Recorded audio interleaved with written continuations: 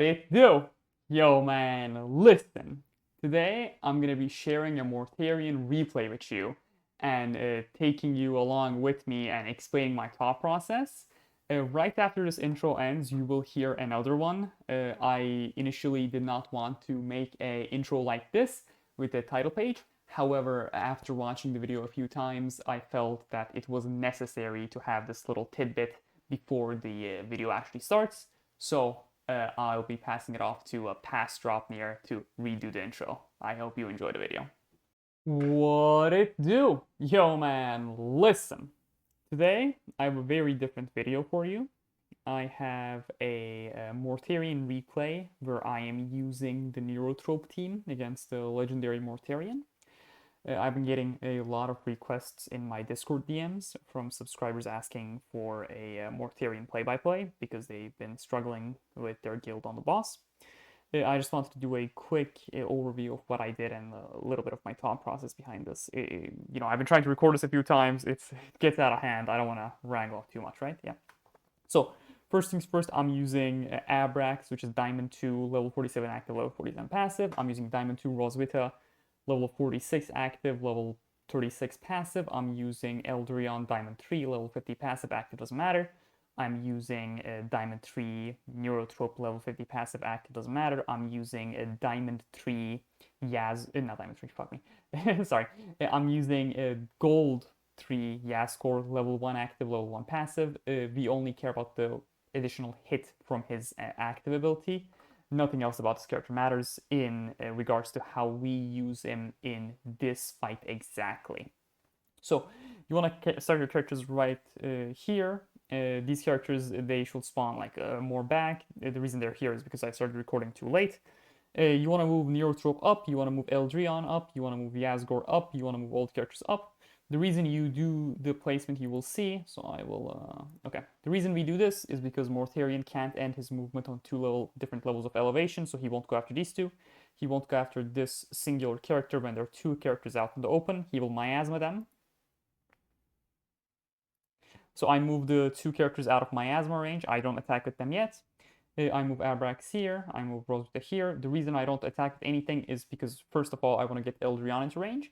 However, I don't want to attack with Eldrion until both Neurothrope has attacked and both Abrax have used their abilities. And the reason we don't use Abrax abilities is because Mortarion doesn't have Neuroparasite stacks yet. So we attack with Neurothrope. Doesn't matter. Pink Horror spawns here. The reason because if we spawn him behind, the Pink Horror won't be able to attack. But if we spawn him too close, then we will get one less Screamer being able to attack Mortarion. So we do that. Screamer attacks Neuroparasite. Screamer attacks Neuroparasite. Spawns Screamer. Eldrion attacks Neuroparasite +1 Screamer. The reason we put Yaskor here is because he has 3 movement, and that sometimes goes up to 4 with his passive ability. We don't need to level that up for it to go to 4. I want him to be able to get to either the high ground on the left side or the high ground on top right side. So if we get lucky here, he doesn't kill the Screamer, but if he were to kill the Screamer and if we get unlucky, he will stay here and he will kill the Pink Horror. If your Pink Horror is high enough level, he will split, giving you more stacks. But here he went after Eldrion because he couldn't get to Pink Horror. You might be thinking to yourself, but why didn't he go after Yaskor? It's simple because Yaskor is not a Psyker character, and Mortarion is designed in a way that highly prioritizes Psykers. So that's why he went after Eldrion. And Eldrion being Diamond 3, made it so he could tank the attack. Characters attack, summons attack, they're doing their own thing. I have no control over this. Here, I get Eldrion to range. I get Neurothrope to, high ground, so he can benefit from it. Roswitha just stays in range. I move Abrax here next to Yaskor. The reason I did this is because when Mortarion starts his turn, he will kill the 2 Screamers, and he will try to do a miasma in 1 and 8 directions. So up, down, left, right, and diagonals. The entirety of right side is blocked off. It's just black screen. The top, there are not enough enemies. The bottom, there will only be Eldrion. Left side, the way he's configured, he will only be able to get the Screamer, the Pink Horror and Roswitha. And because he always goes after the highest bunch, he will go top left. And this way I bait the attack, and Yaskor gets one psychic hit, being able to proc Eldrion passive. I attack, Eldrion passive, I mean Neurothrope passive with the Neuroparasites. I attack with everything, and then I attack with Neurothrope, because that way I get 6,000 more damage. So we attack. Neurothrope attacks, does a lot of damage.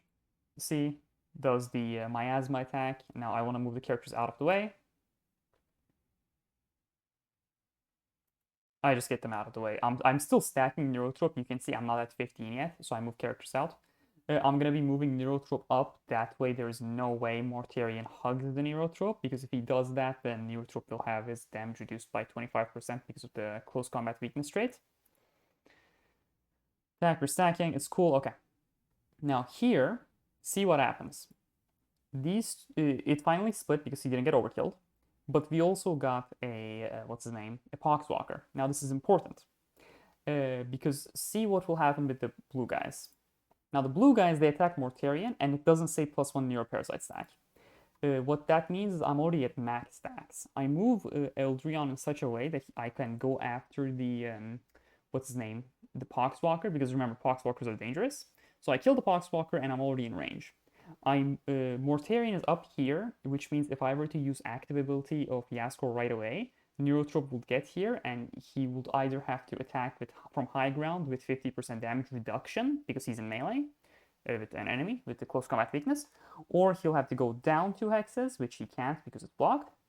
So I have to move Yaskor across the map, use his active ability, switch places with Neurothrope, but Neurothrope is on low ground, so I get him back to high ground. And okay, I haven't attacked yet. Neuro is in the animation now. So here, I'll explain a few things I did. Neurothrope's on high ground. There are 2 turns left. I have used Roswitha active ability. Realistically, I should have used it once, like before Abrax and Eldrion attacked for more damage, but it was a misplay. It is what it is. Abrax is in melee. 1, because he'll be able to tank it at Diamond 2. He has enough health.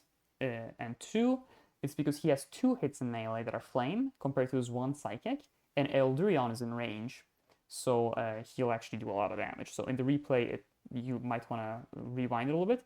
He did over 7,000 damage to the boss. So here, let's see what Neurothrope has. The Neurothrope has 2 hits. He has 1 hit base. He gets the second hit from the Yaskor ability. It does 94 damage, but we don't care about the second hit. The second hit, what we care about is the fact that Mortarion has 15 stacks of Neuroparasite on him. Now that Neuroparasite stacks will work on both hits, so 15 stacks on the first hit, 15 stacks on the second hit. He is from high ground, which gives him plus 50% damage. He is on attacking a boss that is affected by Eldrion, so he gets 2 hits with Eldrion passive. And he is also getting a 20% damage boost from level 46 Roswitha active ability, which it gives a 20% damage buff to Psychers and immune characters. So look at how much damage I will do. I've already done 236,000 damage to Mortarion. 230,000, let's round it out. When Neurothrope attacks, it goes up to 360,000 damage. I did over 120,000 damage with all the buff stacking. Now from here, this point onwards, Mortarion will just do whatever. He's attacking stuff. Luckily, he didn't kill Eldrion. I just get Eldrion into range. I will attack with everything. Roswitha can finally get into melee. I mean, she could have gotten into melee earlier, but it's just high ground. It's very beneficial, so I didn't want to leave it. Attacks, everything attacks. I didn't want to lose. I mean, I could have gone down, but I don't know why I didn't. I probably should have, but it is what it is. It doesn't matter. And then when the guy attacks, it goes up to 46,000 damage, which is pretty good. Pretty good. And the Forge Fiend does a little bit of damage, remember, because of the flames and whatnot. And Mortarion takes 470,000 damage. Now that's a lot of damage. Of course, you could do over 700,000 with Exor row teams. I get that, but this video was requested by a subscriber to explain the thought process behind it. Mortarion is a very dangerous boss that will like really hurt your characters if they're not max level. And even if your characters are max level, I have a Diamond 3 Eldrion. Look how, he was gonna die in one more attack. But you want to look at Mortarion's movement, which is 3, and you want to, before you take your turns, you want to think in your head. It's like, okay, where can Mortarion move, considering the fact that he will go after my psychic characters, because that's the way it's designed. That way, you might want to say, hey, I'm going to move Eldrion. I'm going to keep him on low ground.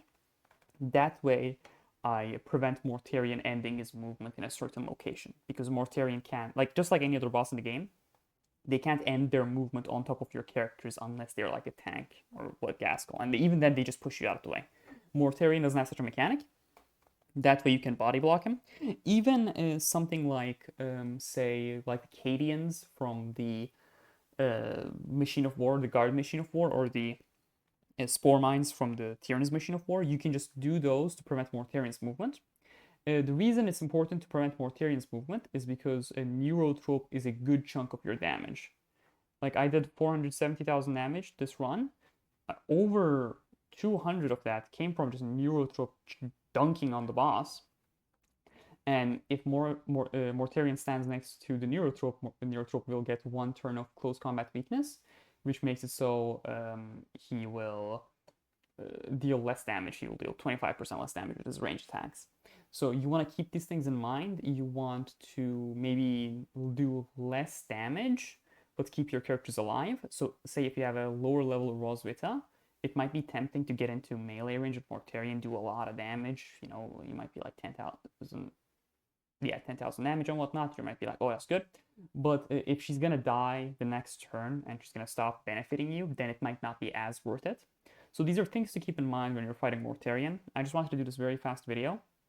This was a very irregular run because the Screamer Killer the Screamers, they didn't die, but usually it will be different. I just wanted to go over my thought process as to how I deal with Mortarion, and I thought this was a good video despite me not breaking 500,000 because things went differently than how they usually go, and I was able to adapt and take decisions because of the fact that I know how Mortarion works.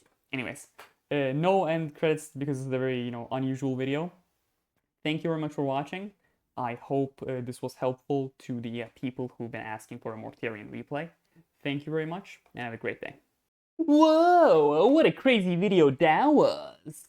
Totally non-cringe transition to promoting the Bloody Rolls Discord server. It's a pretty nice place. I know that too, and you shall join. I'm totally not cringe. Let's go. Oh my god, that's so cringe. Anyways, Bloody Rolls Discord server. It's a very nice place filled with very nice people. You shall join. There's now a chat specifically called Draupnir Gang. So thank all of you who joined and said that. So thanks to you, now there's a chat that we can chat and whatnot. It's a very nice place. It's become a better place, folks. It's become a better place since I joined. Everyone says so, especially me. Anyways, link in the description. It should be a permanent link so it doesn't disappear. And I hope to see you there. Special thanks to Dieselfox, Papa John, and Leetu Lama for entering my reference code. It's there in the middle of the screen if you want to enter it. I would appreciate it greatly. But if you don't, that's fine. I still greatly appreciate you watching my videos. It genuinely means a lot to me that you take the time of day and give it to me. It is, it makes me very happy. So once again, thank you very much. Have a great day and stay safe.